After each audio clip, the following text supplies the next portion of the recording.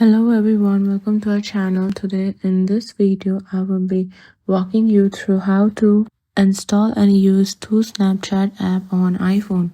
So without delaying any more further, let's jump into the video. Here the first thing that I want you to do is open your app store and on the search bar search for Snapchat.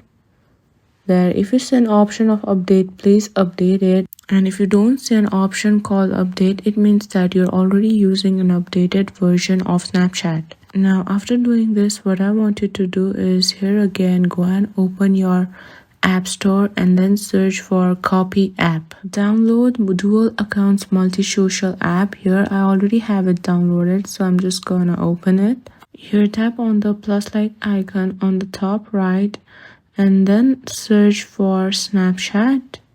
Tap on it, then add your other account and start using from here after submitting it. So that's it. Now you're successful on using two Snapchat apps in your iPhone.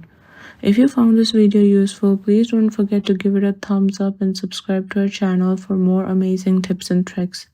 Thank you for watching. See you in the next video.